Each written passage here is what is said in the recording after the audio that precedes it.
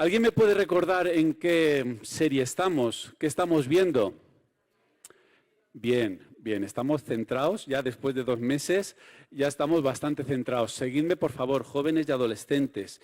Pero vamos a ver un momento muy especial, el ascenso de David.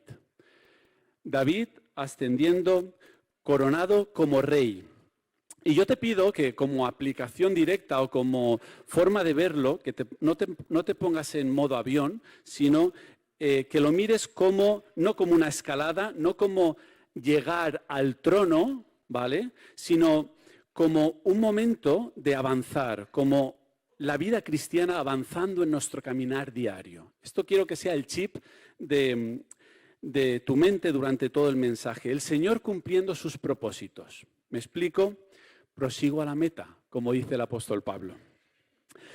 Y haciendo un poco de repaso, vimos que durante el reinado de Saúl el Señor escoge a David del rebaño al reino. ¿Os acordáis de esa predicación?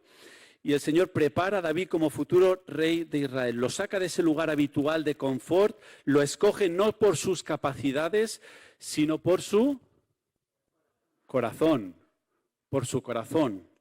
Tenía un corazón conforme al corazón de Dios, temeroso del Señor. David tiene éxito en todo lo que hace, derrotando a nuestros gigantes. Esa fue otra predicación. Y en el nombre del Señor venció a Goliat. Pero esto tendría consecuencias difíciles, trágicas, y ahí estuvimos viendo el rebote de Saúl, los celos de Saúl, porque Saúl estaba en cólera, estaba como fuera de sí. Y David tiene que huir. ¿Recordamos un poquito esto? Tiene que huir para preservar su vida. Y vimos esto en medio de un episodio de sonrisa, de amistad con Jonatán, este episodio tremendo y precioso. Y la semana pasada vimos a David huyendo, el calendario de Dios, ese era el título de la predicación. Y nos hicimos la pregunta, ¿pero qué pasa cuando las cosas nos van mal? Esto fue la pregunta central de la semana pasada. Porque resulta que Dios nos trajo hasta aquí, Dios nos da ese espaldarazo de salida, nos está apoyando, nos saca del rebaño, nos ayuda a derribar nuestros gigantes, nos ha dado la victoria. Y ahora parece que se ha olvidado de nosotros. Estuvimos viendo ese tema. Todo se ha vuelto en contra. Y lo que parecía alegría se está volviendo en llanto. David huye. ¿Y por qué, Señor, estás permitiendo esto? No sé si alguna vez te has hecho esta reflexión. No sabemos por qué. No sabemos por qué. En ocasiones lo que sí alcanzamos en saber es el para qué. Pero, Señor, ¿te has olvidado de mí? ¿Le has dicho eso alguna vez al Señor? Y el Señor te dice, no, hijo. Pero, Señor, parece que me estás dando la espalda, parece que me hayas dejado de la mano, que me hayas soltado. Parece que no te importen mis problemas. Y el Señor te dice, no, hija. No, hija. Dice Isaías 43, pero ahora sí dice el Señor. ¿Quién dice? El Señor. El que te creó, Jacob, el que te formó Israel. No temas, que yo te he redimido, te he llamado por tu nombre y tú eres mía. Y tú eres mío. Y sigue diciendo, cuando pases por las aguas, otras traducciones serían, si pasas por las aguas, porque tenemos posibilidad de pasar por las aguas, yo estaré contigo. ¿Quién? Yo, el Señor. La traducción en hebreo significa también, yo estaré a favor de ti, yo estaré en compañía de ti. Qué precioso esto. Y si pasas por los ríos, no te anegarán. Cuando pases por el fuego, no te quemarás, ni la llama arderá en ti. Y luego el salmista David escribe en el Salmo 94, porque el Señor no abandonará a su pueblo, a su rebaño, que somos tú y yo, ni desamparará a su heredad. Y ahí está David, el ungido del Señor, que no es poca cosa, desconcertado, huyendo. Y primero huye a Nob, después a Gat, pero Dios, lo vimos la semana pasada, estoy haciendo un resumen, me debéis un favor. Primero huyendo a Nob, a Gat, y Dios en todo momento proveyendo pan y espada. Pan y espada.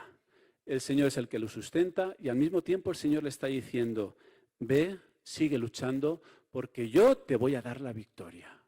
El Señor proveyendo. Después sigue huyendo. ¿A dónde? A Adulán y a Mizpa, buscando refugio. Y el Señor proveyendo refugio. Y el Señor proveyendo. En medio de esa persecución, en medio del aparente desierto, en medio de esa aparente sequía, el Señor presente. Gloria al Señor, el Señor presente, proveyendo de un lugar, de un refugio. Y por cierto, nosotros como iglesia somos ese refugio. Somos ese refugio para los demás. También la huida de Saúl, liberando la ciudad de Keila. Señor, ¿qué hago? Le preguntó hasta 2 veces. David consultando al Señor. Dice, ve que te voy a entregar en tus manos a los filisteos. ¿Quién le dio la victoria, hermanos? ¿Quién? El Señor. ¿Y quién luchó? ¿Quién? ¿Quién luchó? David. David. El Señor dio la victoria, David luchó, ¿vale? Por último, vimos a David perdonando la vida de Saúl, lo tenía al alcance, cumpliéndose esa promesa, lo tenía al alcance, ¿y qué es lo que hace? Le corta una parte de la túnica simplemente para después mostrarle. Y dice que el Señor me libre de hacerle al rey lo que vosotros sugerís. No puedo alzar la mano contra él porque él es el ungido del Señor. David, temeroso del Señor, no dejándose arrastrar, ¿por qué? No dejándose arrastrar por la ofensa, no dejándose arrastrar por la traición, venciendo el mal con el bien, con el bien. Y Saúl le dice, has actuado mejor que yo, me has devuelto bien por mal. Esto es palabras de Saúl, ¿eh? ¿Quién encuentra a su enemigo y le perdona la vida? Ahora caigo en cuenta que tú, esto lo dices, el propio Saúl, serás el rey y que consolidarás el reino de Israel, venciendo a la oscuridad con la luz. Y el momento del reinado de David está llegando. Vamos a ver a David cómo asciende al trono, pero David no es un trepas. No va ahí quitándose a uno, dejando cadáveres en la cuneta. David no es un trepas, es el Señor el que lo levanta. Y el Señor lo asciende, no de cualquier forma, con dignidad y con méritos. Y esto lo vamos a ver, pero no sin dificultades. Y quiero remarcar esto. No sin dificultades el Señor hace que David ascienda al trono. Vamos a ver al Señor cumpliendo sus propósitos en medio de alegrías y tristezas. Siguen momentos de tristezas, en medio de triunfos y en medio de derrotas, porque así es la vida cristiana, hermano, hermana, amigo, así es la vida cristiana, el caminar con Cristo, vida de tristezas y triunfos, vida de lágrimas y también de celebración. Así es nuestra vida. David alcanzando el éxito, la prosperidad. Qué palabras más delicadas, ¿eh? David, ya sabéis que yo soy un puncha, ¿vale? Entonces, David alcanzando el éxito y la prosperidad son palabras delicadas. Cuando las cosas van bien, cuando las cosas nos van de cara, como le están yendo a David, ¿qué pasa? Y la semana pasada el pastor Miguel decía, ¿y tú cómo estás? Y aquel que sale y digo, pues yo estoy bendecido, prosperado y en victoria. ¿Lo habéis escuchado alguna vez? Sí. Y cuidado porque en base a qué afirmas esto. Podemos poner luces rojas, sí o no, en base a qué afirmamos esto. Porque si te sientes bendecido, prosperado y en victoria, dependiendo de tu éxito académico, financiero, empresarial, laboral, si te sientes bendecido, prosperado y en victoria, según cómo han ido las ventas este mes, según la ausencia de problemas, según la ausencia de enfermedad, según el reconocimiento personal, laboral o ministerial que tengas, si tú te sientes bendecido, prosperado y en victoria, en base a estas cosas, el foco eres tú. El foco soy yo. Y esto es idolatría. Y si ese es el foco, examínate examinémonos, porque si eres bendecido, prosperado y en victoria, es en base a los méritos de Cristo, a la victoria de Cristo en la cruz. ¿Decimos amén? Amén. La otra cara de la moneda, si nos sentimos derrotados, no bendecidos ni prosperados por la ausencia de estas mismas cosas que hemos citado, el foco seguimos siendo nosotros. Y el Señor nos bendice de muchas formas, hermano, hermana, en medio de las tristezas, en medio de los triunfos, en medio de días de lágrimas, en medio de días de celebración. Pero nuestra torpeza, nuestra ceguera, que es importante, que es considerable, no pensemos que hemos superado esto, nuestra ceguera es importante. Y haz un ejercicio, un pequeño ejercicio que te invito a que hagas después del culto. Coge una persona de la congregación que sepa, que haya experimentado lo que significa haber perdido todo su patrimonio, por ejemplo, haberse arruinado, o una persona que sepa lo que es pasar por una enfermedad grave, una persona que sepa lo que es perder a un hijo o una hija, y habla con ella y pregúntale, ¿el Señor te abandonó? Pregúntale, ¿el Señor estuvo contigo como lo estuvo con David? Y aprende de ese testimonio. Sabemos que a los que a Dios aman, todas las cosas les ayudan a bien, a todos los que son llamados conforme a su propósito. Romanos 8, 28.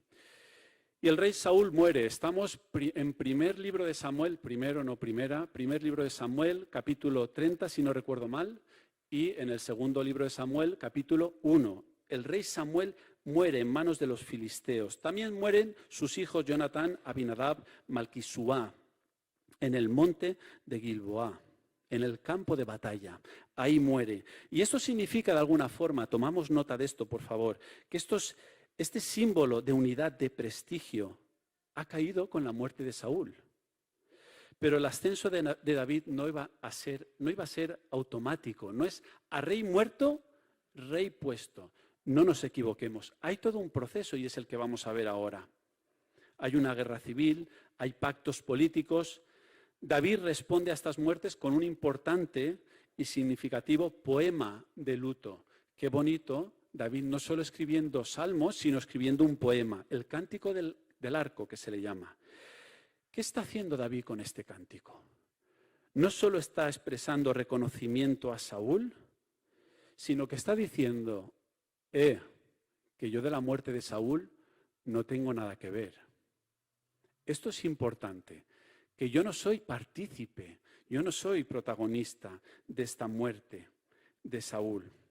Y es una forma de preparar el camino para que David llegue al poder, sin ningún tipo de lastre, sin ningún tipo de problema moral. Y David ahora es ungido, ¿dónde? En la seva terra, en Judá.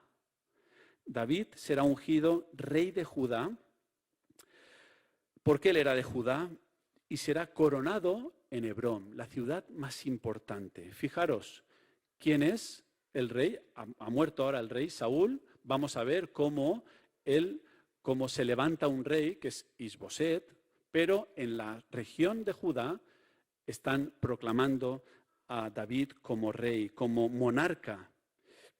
Y David todavía no va a ser reconocido rey de toda Israel, como acabo de decir. No va a ser tan rápido, no va a ser tan sencillo. Se van a dar ciertas guerras, ciertas conquistas.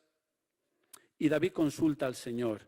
Y el Señor le dice, vete a Hebrón con tus 2 esposas, con tus hombres, y establécete allí. Entonces ungieron a David en Hebrón como rey, como monarca de aquella región. No como monarca, como rey de todo Israel, ¿vale? Lo recuerdo. Y a partir de ese momento las relaciones entre las tribus del norte y las tribus del sur, de Judá, hay más tensión y ahí se rompen. Había tensión entre estas tribus, pero la muerte de Saúl, la verdad es que lo que hace es acelerar todo este proceso. ¿Qué pasó con el resto de las tribus del norte? Un poquito de historia. Abner, general del ejército de Saúl, coge a Isboset, al hijo de Saúl, y lo proclama, lo levanta como rey. Lo instaura, no lo podía ungir. Eso son palabras mayores. Lo que hace es instaurarlo como rey. Y el reinado de Isboset dura 2 años. Tenemos a Abner, general de los ejércitos de Saúl, y tenemos a Joab, general de los ejércitos de David. Abner en el norte y Joab en el sur. Y ahora, con este nuevo escenario, se desata una guerra civil entre la casa de Saúl, del norte, y la casa de David. Se enfrentan ambas tropas, las del norte, las del sur. Y en esta guerra pasa algo importante. Abner, jefe de las tropas de Saúl, mata al hermano del jefe de las tropas de David. ¿Vale? Entonces, con este dato lo aparcamos y seguimos. Y dice 2 Samuel 2:17, aquel día la batalla fue muy dura y los siervos de David derrotaron a Abner y a los soldados de Israel. La guerra, dice 2 Samuel 3:1, la guerra entre las familias de Saúl y de David se prolongó durante mucho tiempo. David consolidaba más y más su reino, en tanto que el de Saúl se iba debilitando. Pero todavía David no ha unificado esa monarquía. Todavía no es rey de toda la nación.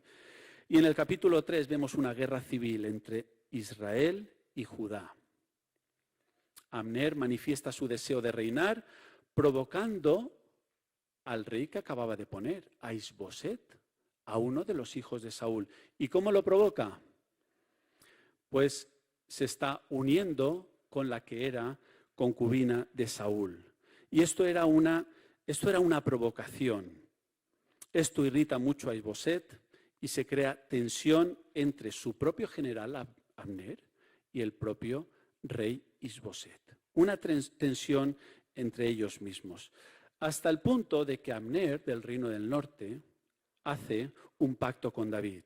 Y le dice, negociando, haz un pacto conmigo y yo te apoyaré para hacer que todo Israel se ponga de tu parte.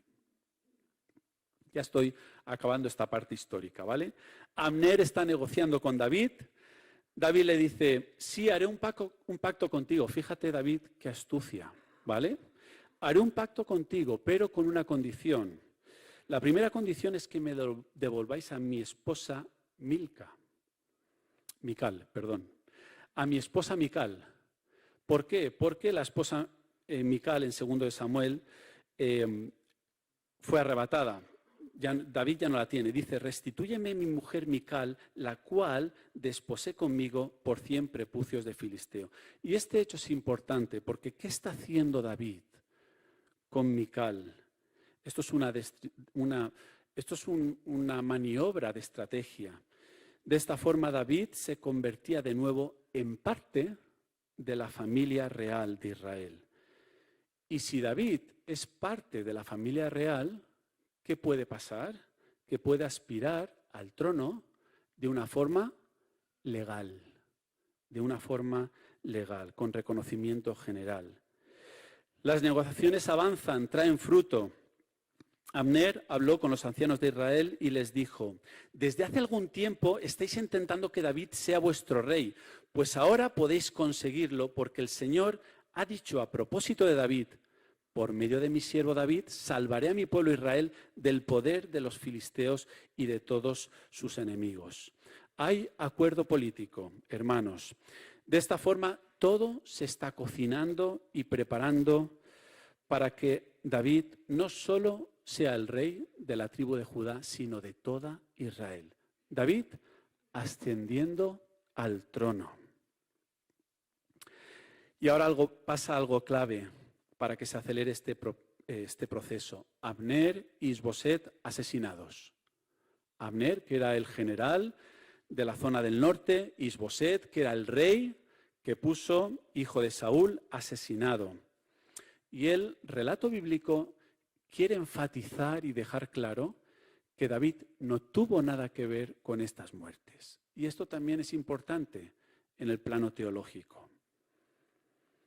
Joab, el general de David, asesina a Abner vengándose de esa muerte de su hermano, que he dicho antes. Isboset es asesinado por 2 ayudantes, 2 militares, aparentemente de su confianza.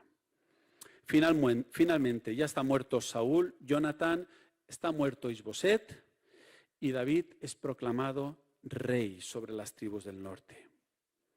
La ceremonia de unción se hizo en Hebrón. Allí fueron los ancianos de Israel, bajaron los ancianos de Israel para ungirle. Y le dicen, ya desde antes, cuando Saúl era nuestro rey, tú dirigías a Israel en sus campañas. El Señor te dijo, tú guiarás a mi pueblo Israel y lo gobernarás. De esta forma estaban reconociendo a David con esa autoridad militar. Y ahora David es reconocido rey de todo Israel, pero ahora no puede dormir la siesta, no puede relajarse, porque la historia no acaba aquí. David tiene un desafío. Ya había una figura que representaba las tribus del norte, del sur, ya había una unión, una unicidad, pero todavía había que unir las monarquías de una forma práctica. Y el Señor le dio una estrategia, y aquí esto ya nos suena más. ¿Qué es lo que le dice el Señor? ¿Ves Jerusalén? Jerusalén, que todavía no ha sido conquistada, que es dominio de los jebuseos, ves y conquístala. Entonces David la conquista, y por eso llama a Jerusalén como ciudad de David. Ciudad de David. Establece Jerusalén como centro de gobierno. Tanto las tribus del norte, fijaros hermanos, como Judá estaban reconociendo una nueva ciudad, se estaban identificando en un nuevo lugar, y esta es la ciudad de David. Una ciudad nueva y conquistada por David. Y ciudad, por cierto, que estaba situada de una forma estratégica. Estaba rodeada, estaba protegida. La propia geografía de la ciudad nos habla de una ciudad protegida. Después David le levanta una muralla. Está diciendo, esta capital que yo estoy levantando me pertenece. Me pertenece. Levanta esas murallas alrededor, dice 2 Samuel 5, del 9 al 10. David se instaló en la fortaleza y la llamó Ciudad de David. También construyó una muralla alrededor desde el terraplén hasta el palacio. Y se fortaleció más y más porque el Señor, Dios Todopoderoso, estaba con él. Preciosa esta parte, no nos olvidemos. Y por último, el rey de Tiro, en el norte, el rey de Tiro, primer monarca internacional, envía una embajada a Jerusalén y provee de madera, no de cualquier madera, sino de cedro. ¿Os acordáis del cedro del Líbano? Una madera fuerte, maleable, para que los canteros le construyan un palacio. Y dice en el versículo 12, con esto David se dio cuenta, se percató de que el Señor, por amor a su pueblo, y esto es muy importante, lo había establecido a él como rey sobre Israel y había engrandecido su reino. David es rey, logra unificar el reino, gobernando desde Jerusalén. Pero a mí esto que me dice, nos dejamos para otra semana un capítulo muy importante que tiene que ver con que el Señor David tiene el palacio y David quiere construir el templo del Señor. Y el Señor le dice, no vas a ser tú, va a ser tu hijo Salomón. Esto no lo dejamos para otro domingo. ¿Y a mí esto qué? Esteban, tanta historia, menudo rollo nos ha soltado. Alguno lo está pensando, algún adolescente me dice, sí. Gracias por la sinceridad, Josué. ¿Y a mí esto qué? Primera aplicación, hermanos. El Señor levantó y preparó a David con todo lo que hemos visto, con todo lo que pasó, con todo lo que le queda pasar. El Señor desde hace tiempo le está preparando, le está llamando con todo lo que tú has pasado, con todo lo que tú has vivido, con todo lo que nos queda por pasar, con todas tus derrotas y victorias también, con esas batallas que en algunos casos no hubiéramos querido pelear, con todas nuestras miserias, y a pesar de ellas, el Señor nos llama. ¿Y a qué te llama? ¿A qué me llama en esta mañana? En primer lugar, a que el Señor sea tu rey. Repito, a que el Señor sea tu rey. Tu rey, como fue el rey de David. ¿Y cómo vas a responder? Esta es la primera aplicación. Porque fíjate, yo no veo en ninguna parte del texto el Señor consultando a David. Ay, David, ¿te parece bien? ¿Te parece bien que hagamos esto? Oye, David, ¿me quieres hacer un favor? Venga, va, que necesito unos eurillos, hazme un favor. Yo no veo a David hablando al Señor de esta forma. Más bien todo lo contrario. Veo a David consultando al Señor. El Señor le llama con todo lo que ha pasado, con todo lo que ha vivido y con todo lo que pasará. La segunda aplicación, el éxito de David no está en alcanzar ningún trono, no está en ascender al trono. El éxito de David no está en su astucia militar, que era muy astuto, era muy inteligente. El éxito de David está en la obediencia. El éxito de David está en la obediencia. Sometimiento, sujeción al Señor. ¿Queremos tener éxito? Ya he dicho que es una palabra muy peligrosa, porque es una palabra que tiene trampa. Porque el éxito está, la alegría, el gozo, lo que podemos conocer como está en la obediencia, en el sometimiento. Qué contrario, a los valores, al mensaje de este mundo, de lo que se predica. Del rebaño al reino, del rebaño al reino. Un nuevo escenario, una nueva plataforma para David, pero un mismo corazón. No hay otro corazón en David. No hay otro corazón en David. Un mismo corazón. Querida iglesia, queridos todos, no aspiremos a tronos, a lugares de honor. Si el Señor te pone como David, estupendo. Y si no, estupendo también. No mal, He dicho estupendo también. El Señor obrando que haga.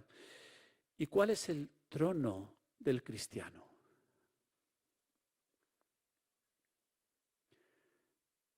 Esta es una pregunta para los grupos del miércoles. Algunos me han dicho, vosotros tenéis mucho morro, porque el miércoles tenéis como una célula privilegiada. Sí, claro. Estamos aquí el pastor y yo disfrutando con tiempo de alabanza, con grupos de diálogo y con tiempo de oración. Así que si te quieres unir a la célula de los miércoles, a las 8 nos vemos. Esta es una pregunta. ¿Cuál es el trono del cristiano? Del discípulo. Nuestro trono es la cruz. Nuestro trono es la cruz.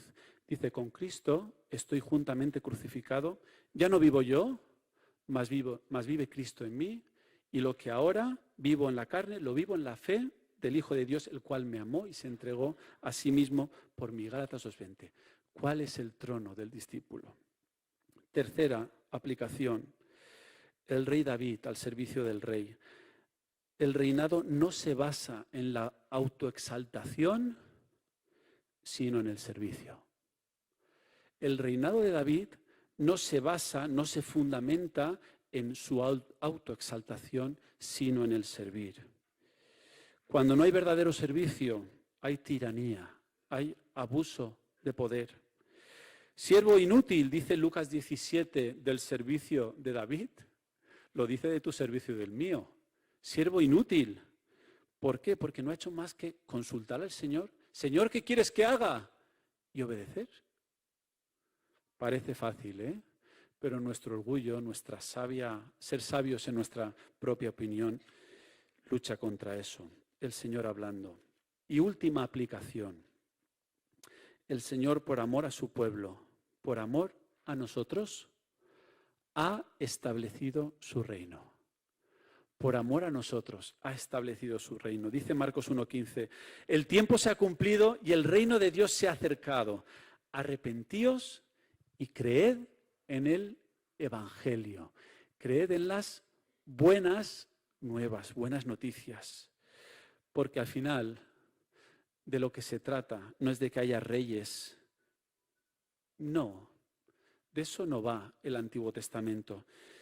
Va de cómo el Señor va a ser fiel a su pacto, fiel a sus promesas, cumpliendo su propósito de guiar y salvar a su pueblo, cumpliendo su propósito de salvarte a ti y a mí. Y lo ha hecho por medio de Cristo Jesús. Él es el camino, la verdad, la vida. En Él hay perdón. No te olvides, joven adolescente, que no te confundan ni te confundas. Solo en Él hay perdón. Solo en Él hay vida eterna. Solo en Él hay vida espiritual. No hay necrosis en Él. Hay sanidad. ¿Y cómo vas a responder? ¿Cómo vamos a responder? Que el Señor nos bendiga. Que su palabra cale en nuestros corazones y que podamos someternos a Él y decir, aquí me tienes, Señor, yo me rindo a ti, porque tú eres mi Señor, mi Salvador, porque no puedo rendirme y postrarme en ningún otro que no seas tú. Que el Señor nos bendiga.